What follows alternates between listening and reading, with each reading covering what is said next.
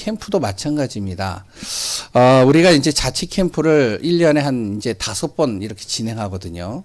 그래서 올해도 이제 한 5번 정도 할 것 같고, 내년에 한 6군데 이렇게 진행이 될 것 같은데, 계속 순회를 하면서 현장을 캠프하는 거예요. 한 일주일 정도 집중 기도하고, 그리고 주일날 오후에는 함께 원네스가 돼서 캠프 그 현장을 가고, 그랬다 이제 참석하지 못하는 분들은 또 그 자기 현장에서 기도해주고, 당장 눈에 드러나는 것은 없어요. 그런데요, 하나님의 뜻이 맞고요, 우리의 중심이 전도의 방향 맞추고 있다면 이것을 지속하다 보면 무슨 일이냐, 반드시 하나님의 역사는 일어나게 돼 있습니다. 초대교회의 응답, 바로 이렇게 응답받은 거예요. 어떻게 그렇게 확신할 수 있냐고요? 우리가 성경을 보면 됩니다. 하나님은 분명히요, 성경의 말씀에 뭐라고 했냐면 우리에게 말씀을 주셨어요. 부활하신 예수님께서 우리에게 무슨 말씀을 주셨냐면 이 말씀을 주셨죠. 마태복음 28장 16절 20절입니다. 너희는 가서 모든 족속으로 복음 전해라. 제자 삼으라. 그러면 어떻게 하느냐? 하늘과 땅의 모든 권세를 가지신 예수님께서 항상 우리와 함께 하시겠다는 거예요. 그러니까 내가 복음 전하는 그곳에 하늘과 땅의 권세를 가지고 함께 하신다는 겁니다. 마태복음 16장 15절에서 20절에 부활하신 예수님께서요, 또 뭐라고 말씀하셨죠? 온 천하에 다니면서 만민에게 복음 전하라는 거예요. 만민에게 복음을 전하는데, 전하는 가는 곳마다 무슨 일이 일어나냐? 귀신이 떠나고요, 어떤 독을 마실지라도 해를 당하지 않게 하시고요, 병든 사람에게 우리가 손을 얹은 즉 낫는 치유의 역사가 일어나는 그 현장을 너가 볼 것이다. 분명히 하나님이 말씀을 주셨어요. 예수님이. 사도행전 1장 8절에 뭐라 그러면 땅끝까지 우리를 증인 되게 하시겠다라고 약속하신 것이죠. 그럼 말씀이 맞다면 그 말씀은 반드시 성취되겠죠. 우리는 거기에다 방향만 맞추면 되겠죠. 하나님이 하시겠죠. 당장의 눈에 보이지 않지만 하나님은 그 일을 이루어 가시리라 저는 믿습니다. 선교대회를 제가 참여를, 지난주에 세계 선교대회가 있었는데요, 제가 세계 선교대회를 초창기부터 이렇게 계속 참여를 거의 했어요. 또 선교의 마인드가 있다 보니까 제가 이제 2002년도인가요? 그때서부터 계속 선교대회에 들어갔거든요. 또 목사님이 그렇게 또 허락을 해주셨고요. 그래서 그 현장을 전 많이 봤습니다. 처음에 세계 선교대회를 했을 때는요, 선교사님들만 모였어요. 한 100몇 명 모였나? 그때? 그래 모여가지고요, 조그만 이제 수련원 빌려서 거기서 이제 집회를 하고 예배를 드리고 인도받았었습니다. 이게 이제 한 번, 두 번 하다 보니까요, 한 1, 2년 지나고 3년 지나다 보니까 선교사님들이 자기 자녀들을 데리고 오는 거예요. 자녀들을 들여서 선교대회를 같이 하는 겁니다. 그래서 이제 그 선교사 자녀들을 중심으로 또 따로 떨어뜨려서 뭘 했냐면 렘넌트 모임을 시작을 했죠. 그리고 이제 좀 더 지나고 보니까요, 선교사님들이 자녀만 데리고 오는 게 아니에요. 누구들 데리고 오냐? 자기 현장에서 한 10년 동안 복음 전하다가 한 명 영접되어진 사람, 현지인, 그 사람을 데리고 오는 거예요. 초청해서. 그래서 예배를 드리는 거예요. 훈련에 참석하는 거예요. 그러면서 이제 지금 한 29차가 됐어요. 요번에 이제 29차거든요. 29번을 매년 한 번씩 해서 29번을 했단 말이에요. 지금 어떻게 되어졌느냐? 그렇게 열매가 맺혀진 것 같지 않았는데, 그 당시에는 몇 년 동안 뭔가 변화가 없어 보였는데, 지금 요번에 참석을 하는데요, 해외 현지인들만 400명이 왔어요. 선교 합숙에 참여한 분들이 1,500명입니다. 선교 대회에 참여한 분들이 4,300명이 참석했어요. 그리고 또 이제 참석하는 것도 제한을 뒀기 때문에 선교 합숙에 참석한 분들 중에 450명인가 500명 가까이가 다 현지인들이에요. 옛날에 동남아 사람들, 중국인들이 많았어요. 지금은요, 러시아에서 100명 왔어요. 유럽에서 100명 왔어요. 남미에서 100명 정도 왔어요. 동남아에서 왔어요.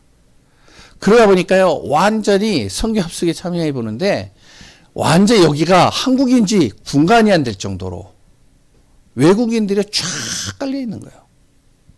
그리고 또 뭐가 되어졌냐, 선교대회 때요. 그때 해외 현지인들을 중심으로 선교사를 파송했습니다. 그러니까 옛날에 한국 사람이 선교사로 파송돼서 나갔는데 지금은 그 현지에 있는 사람이 들어와서 선교사 파송을 받아서 그 현장으로 가는 거예요. 참 그런 걸 보면서 야, 진짜 하나님이 하시는구나. 선교사님들이요, 들어가서 무엇을 하냐, 두 가지밖에 하는 게 없습니다. 영혼 구원. 어떻게 하면 그 영혼 살릴까? 그리고 또 아니면 무엇 하느냐, 그 현장에 흑암 문화를 놓고 계속 기도하는 거예요. 말도 안 통하죠. 다가가면 도망가죠. 뭔가 이렇게 정서적으로 통하지도 않죠. 그러니까 기도만 하는 거예요. 현장 돌며 기도하고, 마음 담고 기도하고, 이 현장의 흑암을 꺾으면서 기도하고, 그것만 했는데 어떤 일이 일어나냐? 하나님이 역사해버린 거예요. 대부분 여기 관심 없잖아요. 많은 분들이요. 어디에 관심 있죠? 먹고 살기 바쁜데 복음 전하는 거 방향 안 맞추잖아요. 많은 분들이. 이 마음에 이걸 두기가 쉽지가 않습니다. 자기 먹고 살기도 힘든데요. 그런데 그 영혼을 놓고 기도한다고요? 흑암을 꺾고 계속 기도한다고요? 쉽지 않은 일이에요, 그게. 그런데 그 선교사 한 사람이 있었기 때문에 현장이 바뀌는 거예요. 우리나라가 어떻게 되어졌죠? 우리나라 이제 올해 이제 좀 연세가 많으신 분들은 기억하실 겁니다. 그 이전 1890년도에요. 우리나라가 세계에서 최고로 못 사는 나라였어요. 최고로 가난한 나라입니다. 우리나라가. 그리고요, 그 당시에 최고로 85%가 문맹률 85%였어요. 글씨를 모르는 사람이 85%였다니까요. 우리나라에. 그리고 또 우리나라 사람들 성격은 또 어때요? 안 좋아요, 성격. 사돈이 땅 사면 뭐 한다고요? 배 아파요. 옆에서 어떤 사람이 장사 잘 되면 막 가서 박수 쳐주지 않습니다. 오히려 안 되게 어떡하냐? 시기하고 질투하고요. 이 사람이 잘 된다 그러면 그 옆에다가 그 똑같은 똑같은 직종의 것을 또 거기다 차려놔요. 서로 죽자는 거예요. 이게 우리나라예요. 안 그런가요? 근데요, 중국은 안 그래요. 일본은 안 그래요. 만약에 여기에 아이스크림 장사를 한다? 그러면 그 사람이 아이스크림 장사가 잘 되는데 여기서 돈을 엄청나게 많이 버는데 그 옆에다 아이스크림 장사 안 해요. 절대 안 해요. 한 몇 킬로, 한 5km 이상 떨어져서 거기다 차립니다. 이게 중국인들, 일본인들이에요. 그러니까 서로 잘 되게 잘 살자는 거죠. 유대인들도 그래요. 우리나라는 안 그래요. 그 옆에다가 못 차리죠? 생각해보세요. 여기 마트가 있는데 이 옆에 뭐 있죠? 아이스크림 할인점이 있잖아요. 그 옆에 100m 거리에 또 뭐가 있죠? 편의점 있어요. 우리나라요. 어떻게 보면요, 잘 살 수 없는 나라예요. 그런데 선교사 한 사람이 들어와서 복음을 전하고 아이들을 가르치고 기도를 심고 계속 아무도 복음을 안 듣는데 그 한 사람으로 인해서 우리나라가 지금요, 선진국 반열에 들어가 있습니다. 우리가 기억해야 됩니다. 정말로요, 하나님은요, 전도와 선교를 가장 중요하게 여겨요. 우리 교회가 전도의 방향 맞추고요, 선교사를 돕고요, 선교의 마음을 두고 인도받는다면 반드시 우리 교회를 통해 하나님은 주의 일을 이루어 가실 것입니다. 전도와 선교는 우리의 사명입니다. 복음 가진 자만이 할 수 있는 거예요. 아무나 못하는 거예요, 이거는. 아니, 어떻게 할 수 있겠어요, 그거를. 그래서 우리가 복음을 계속 듣는 겁니다. 왜? 복음 가진 자, 복음을 누려야지만 전도 선교할 수 있는 거예요. 아니, 선교사 한 사람을요, 파송해서 그 선교사를 지속적으로 도와야 된단 말이에요. 우리 교회도 그렇게 계속 하고 있었잖아요. 한 사람을 돕는데 그 교회가요, 어려움도 있을 것이고 힘든 일들도 있었고 재정적으로 여러 가지 타격도 있을 것이고, 그런데 어떡하냐? 복음 가진 교회는요, 복음 가진 사람은요, 자기가 형편이 어떻든 이렇든 저렇든 계속 돕는 겁니다. 근데요, 복음이 없는 교회들은요, 재정 좀 어렵잖아요? 중지해버려요. 선교사 후원하는 거요? 다 끊어버립니다. 교회가 어려운데 어떻게 해요? 못하죠. 그리고 그 선교사님은요, 거기서 죽는 거예요. 하지도 못하고 다시 돌아오는 겁니다. 우리가 잘 알아야 됩니다. 진짜 복음 가진 사람만이 전도와 선교할 수 있어요. 그래서 우리가 복음을 계속 듣는 거예요. 복음화되는 겁니다. 예배 속에서 그래서 말씀 인도 받으라는 게 그 말입니다. 우리가 말씀의 인도를 받고 복음 중심으로 살고 그래 전도와 선교에 방향 맞출 때 하나님은요, 막힌 것을 열어버리시고 절대 불가능을 절대 가능케 하시는 거예요. 오늘도 레위기 10장의 말씀 꼭 마음에 새기시기 바랍니다. 복음으로 충만하고, 말씀 통해서요, 복음으로 충만하고, 우리가 왜 하나님께 방향 맞춰야 되는지, 전도와 선교해야 되는지 오늘도 예배 통해 말씀 통해 답을 얻고 기도 제목 잡는 시간 되시기 바랍니다. 레위기 9장하고 10장은요, 하나님의 영광과 비극에 대해서 기록하고 있어요. 좀 더 자세히 말하면요, 레위기 9장은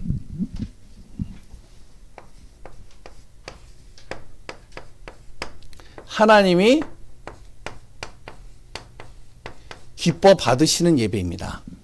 그게 지난주에 우리가 같이 나눴죠. 레위기 9장의 내용은요, 하나님이 기뻐 받으시는 거예요. 그래서 마지막 절에 뭐라 그랬죠? 모세와 아론이 정말로 첫 예배를 드리고 나오는데 하나님의 영광이 임해서 번제물에 무엇이요? 불을 내려가지고 그곳에 있는 모든 재물들을 다 불로 태워버렸다는 거예요. 하늘에서 불이 내렸다는 거예요. 하나님의 영광의 불, 응답의 불, 치유의 불이 임해버린 거예요. 하나님의 영광이죠. 그런데 10장은요, 하나님이 받지 않는 예배입니다. 예배는요. 이게 오늘 10장의 내용이에요. 하나님이 기뻐하지 않는 예배란 말이에요. 이런 예배는요, 하나님을 시험하게 만듭니다. 하나님을 시험하게 만들면 만들수록 무엇이 되는지를 내가 손해가 되는 거예요. 이 예배는 드리면 드릴수록 손해라니까요. 우리가 이런 예배 드리면 안 돼요, 진짜. 그래서 오늘 말씀을 통해서 정확하게 또 예배를 마음에 새기고 그리스도 안에서 승리하는 귀한 축복 속에 있길 바랍니다. 하나님이 중요하게 여기는 세 가지가 있습니다.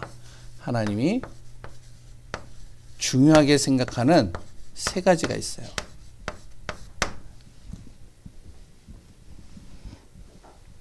예배 드릴 때요. 첫 번째, 영혼 구원입니다. 이거 하나님이요, 가장 소중하게 여겨요. 가장 중요하게 여겨요. 구약시대 때는요, 피제사를 통해서 우리 죄 문제를 해결하고 영혼 구원하시겠다는 겁니다. 그래서 피제사는 단순한 피제사가 아니에요. 피제사를 드려야만 내 영혼이 구원받는 거예요. 피제사를 드려야만 내 죄 문제가 해결받는 겁니다. 그래서 그 피제사를 드리기 위해서 제사장을 세우는 거예요. 피제사를 제대로 드려야 되니까요. 피제사가 없으면 하나님 만날 수 없고요, 구원받을 수 없어요. 그런데 지금은 어떻죠? 피제사 드릴 필요는 없어요. 왜? 예수 그리스도의 이름으로 바로 모든 핏값을 대신 다 치르셨기 때문에. 그래서 예수 그리스도의 이름으로 우리가 구원받는 것입니다. 예수 그리스도를 통해서 하나님 만나고요, 예수 그리스도를 통해서 죄 문제 해결되고요, 예수 그리스도를 통해서 사단의 속임수에 우리가 빠져나올 수 있는 거예요. 왜요? 영혼 구원 받으니까. 그래서 하나님이 가장 중요하게 여기는 게 영혼 구원이에요. 영혼 구원 받기 위해서 구약에는 피제사, 지금은 예수 그리스도. 그러니까 예수 그리스도가 중심 되어져야죠. 두 번째는요, 말씀에 순종하는 겁니다. 이걸 하나님이 가장 중요하게 여겨요. 하나님은 영적인 존재이십니다. 보이지가 않아요. 그래서 우리에게 말씀 주십니다. 말씀을 통해서 하나님의 일을 이루어 가시고요, 말씀을 통해서 하나님의 정말로 마음을 전달하시는 겁니다. 근데 우리가 다른 것은 다 잘해요. 다 잘하는데 말씀만 소홀히 여긴다. 아니, 생각해 보세요. 교회 와서 예배 드리는데 찬양도 잘해요. 헌신도 잘해요. 뭐 망가지면 고치는 것도 잘해요. 여러 가지 다 잘해요. 그런데 말씀만 소홀히 한다. 그럼 어떻게 되는지 아세요? 창세기 3장으로 빠져버립니다. 창세기 3장처럼 하나님 떠나게 되는 거예요. 하나님에 떠나게 되면 어떻게 되냐? 내 삶이요, 창세기 6장처럼 되는 겁니다. 네피림으로 가득해지는 거예요. 다시 얘기하면 말씀과 영적인 건 전혀 관심 없고 육신적인 것만 관심이 있는 거예요. 여기에 마음과 생각을 뺏긴다니까요. 육신적인 것에만. 정욕에 사로잡히는 겁니다. 그러면 어떻게 되는지 아시죠? 재앙받는 거예요. 지금은 너무 좋지. 육신적으로 행복하죠. 편안하죠. 기쁘죠. 근데 어느 순간 어느 때 갑자기 재앙이 불어닥치는데 죽임을 당하는 거죠. 다. 이게 창세기 6장이잖아요. 우리가 잘 알아야 됩니다. 말씀을 듣지 않고 말씀에 순종하지 않으면 우리 안에 뭐가 들어간지 아세요? 말씀 순종이 안 되면 이게 들어갑니다. 불신앙 들어가요. 불신앙이 딱 들어가면 어떻게 되는지 아세요?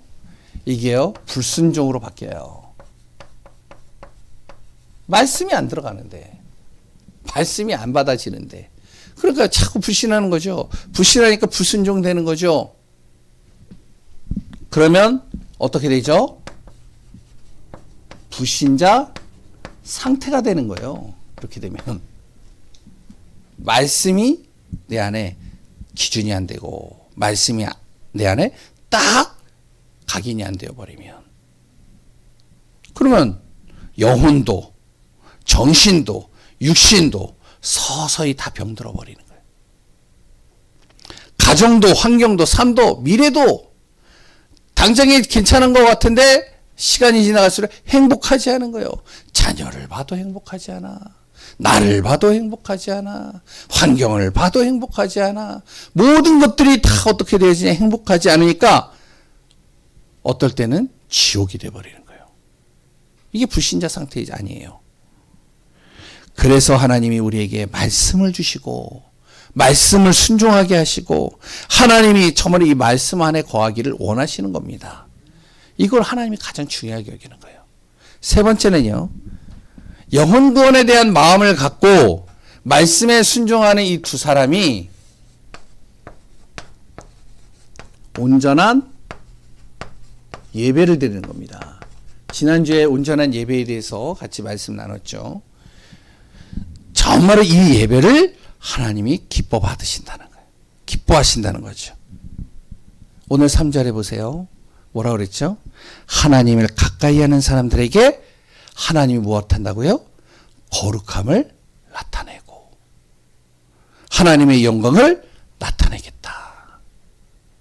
그러니까 우리가요, 영혼에 대한 관심, 말씀에 대한 순종, 그래서 하나님 앞에 예배 드리는데 하나님은 나를 통해 거룩함을, 영광을 나타내겠다. 다시 이걸 쉽게 얘기를 한다면요, 하나님이 나의 잘못된 모든 것들, 나의 더러운 것들, 나의 연약한 것들을 하나님이 취해 버리시겠다는 거예요. 거룩하도록 하나님이 나를 통해서 영광 받으시겠다는 겁니다. 불신자가 보고도 정말로 감히 범접할 수 없을 정도로 하나님이 나를 정말로 하나님의 영광으로 삼으시겠다는 거예요. 그러니까 이런 사람은요, 가는 곳마다 되는 거예요. 이삭이 그랬잖아요. 다 흉년이 들었는데 이삭만 어떻게 하냐, 100배의 축복을 받는 겁니다.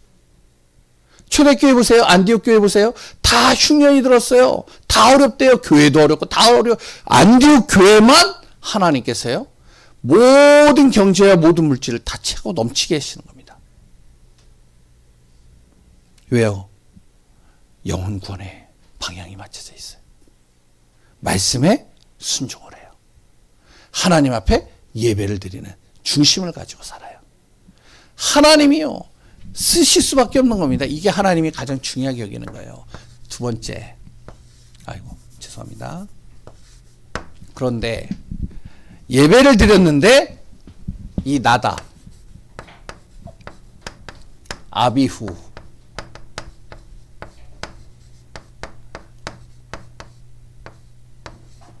죽음을 당한 겁니다. 아론의 아들이에요. 아론의 아들은 4명이 있었습니다. 나답, 아비후, 그리고 뒤에 또 2명이 더 나오는데 4명의 아들 중에 나답과 아비후가요 예배를 드리다가 죽임을 당하는 사건이 오늘 내용이에요. 이것이 10장의 내용입니다. 아니 예배를 드렸는데 죽임을 당해요? 이해가 안 되죠. 그런데 자세히 보세요. 하나님이 거룩하게 여기는 불이 아니라 다른 불을 드린 겁니다. 그래서 죽임을 당했다. 아니 그 불 좀 다른 거 드렸다고 그걸 죽임을 당해요? 도저히 그거는 용납이 안 돼요. 한 번 정도 용서해 줄 수는 있잖아요. 실수할 수 있잖아요, 사람이. 근데 하나님이 그걸 죽인다고요? 이해가 안 되죠.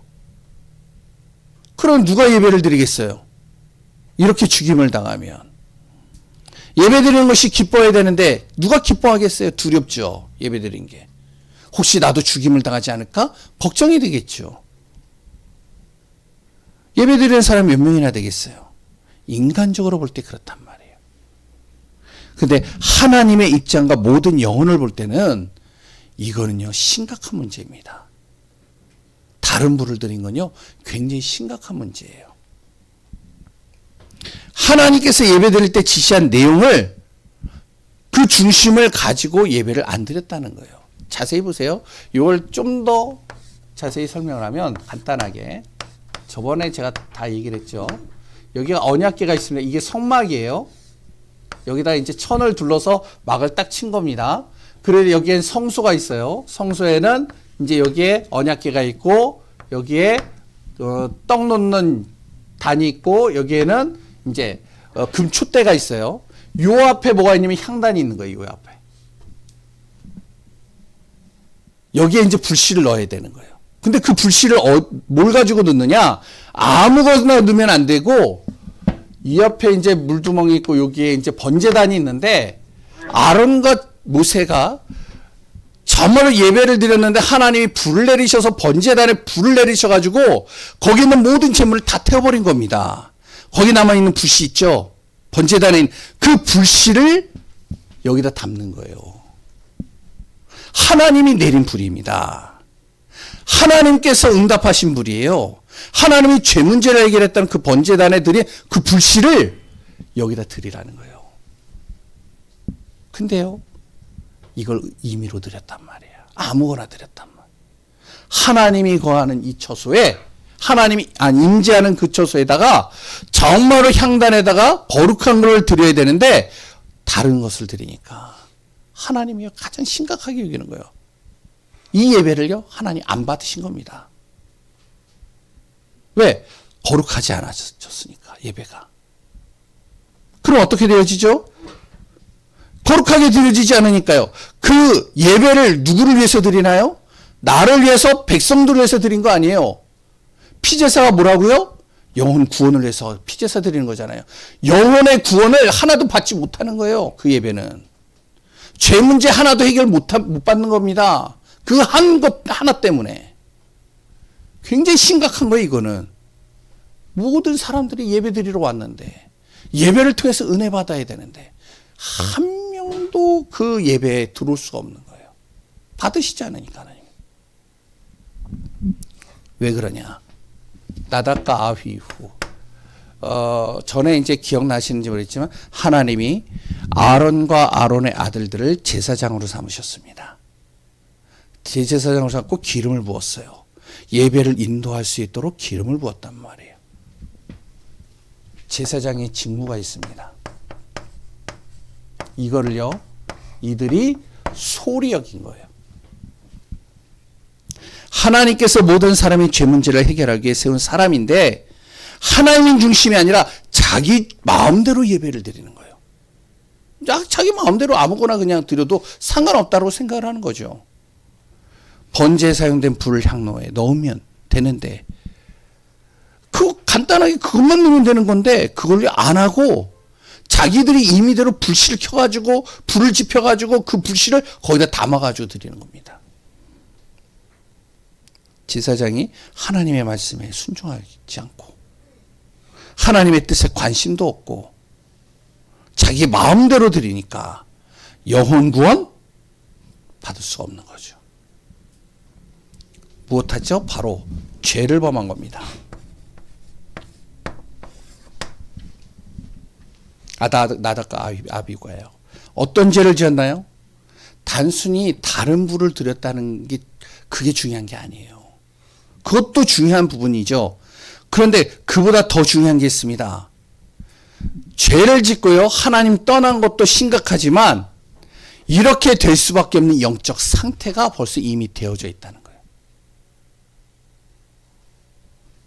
이걸 알아야 됩니다. 그 사람이 죄를 지은 거요? 그 사람이 살인한 거요? 그거 굉장히 진짜로 심각한 문제죠. 근데 그 사람이 살인할 수밖에 없는 그 상태가 있다는 거예요. 그 사람이 죄를 지을 수밖에 없는 그 상태를 가지고 있다는 거예요. 이게 더 심각한 겁니다. 오늘 본문에 그 내용을 기록하고 있어요. 왜 이들이 죽을 수밖에 없었는지. 3절입니다. 어떤 죄를 지었느냐. 하나님께 가까이 해야 되는데, 그러면 하나님이 거룩함과 영광을 나타내는데 이들이 하나님을 가까이 하지 않는다는 거예요. 이게 첫 번째 죄입니다. 나답과 아비후가요. 그러니까 예배드리는 사람도 마찬가지라는 거예요. 하나님께 가까이 하지 하나님 그 예배 안 받으시는 거예요. 두 번째 9절입니다. 예배를 드리는데 어떻게 드렸느냐? 독주를 마시고 술을 먹고, 그리고요 정신이 혼미한 가운데서 예배를 드렸다는 거예요. 그러니까 어떡하죠? 분명히 하나님의 말씀을 주셨고 말씀을 알고 있는데 이들이요 독주를 마시고, 예배 드리기 전에 독주를 다 마시고 혼미한 상태에서 예배를 드리니까 온전한 물을 드릴 수 있겠어요? 혼미한 상태에서 다른 거 드리는 거죠. 그러니 아무렇게나 예배 드리는 겁니다. 하나님께서 중요하게 여기는데 이들은요 그 중요하게 여기는 것을 무시해버리는 거예요. 10절에는요 그러니까 어떻게 되어지냐, 분별이 안 되는 겁니다. 분별력을 잃어버린 거예요. 그리고 예배 드리는 거예요. 이런 일들이 계속 진행돼 봐요. 예배 자체가 다 무너지는 겁니다. 정말로 온전한 예배가 될 수 없는 거예요. 왜 그렇죠? 이렇게 되어지는 순간 이게 사단의 통로가 되기 때문에 그래요.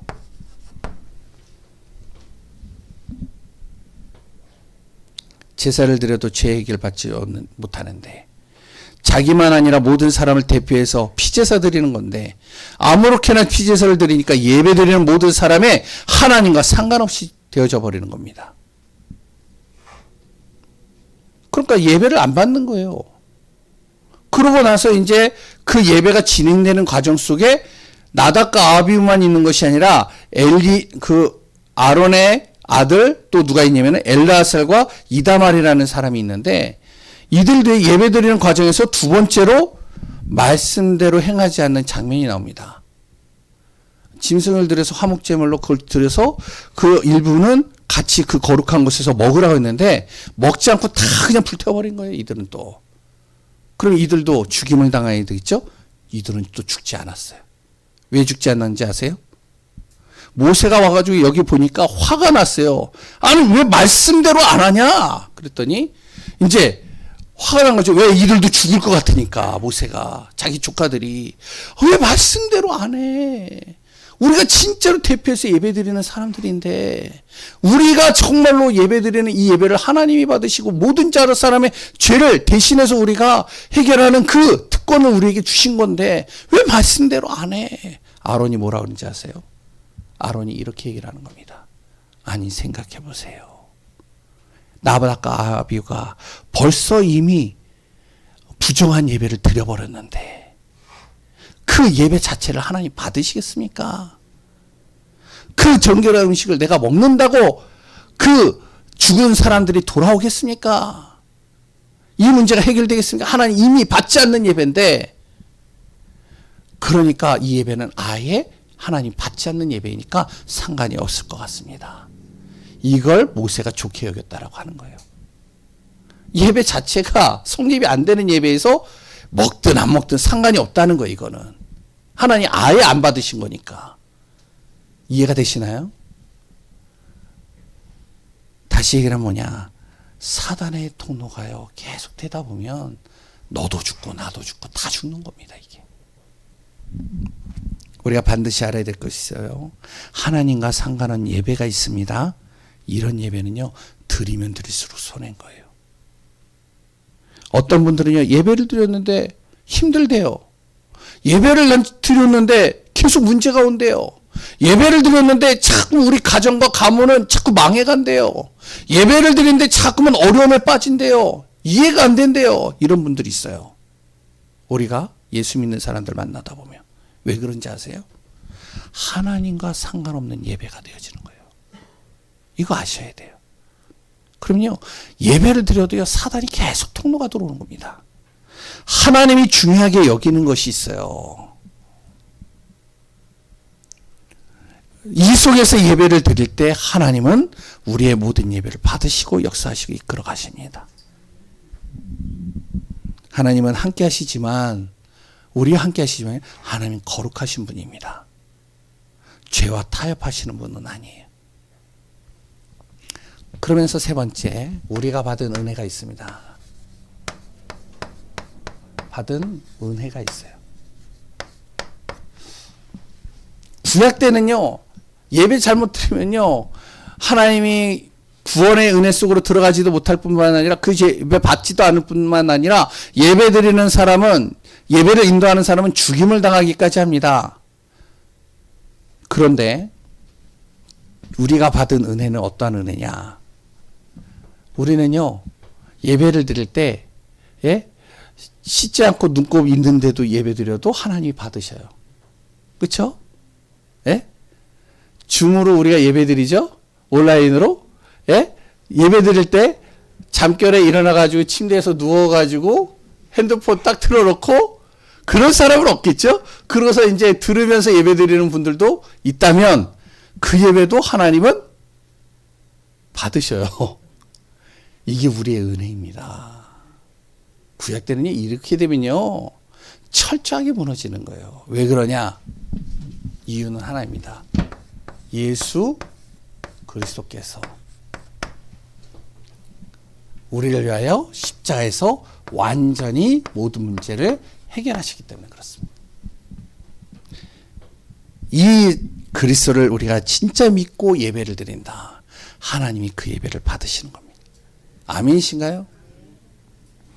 예수 그리스도 이름을 믿고 하나님을 믿고 예배드리는 모든 분들에게 하나님이 주신 은혜입니다. 항상 예수 그리스도가 우리가 믿어지고 그 예수 그리스도를 고백하고 그 이름으로 기도하고 그 이름으로 선포하고 그 이름으로 정말로 우리가 인도받는 그 은혜, 그것이 하나님이 주시는 은혜입니다.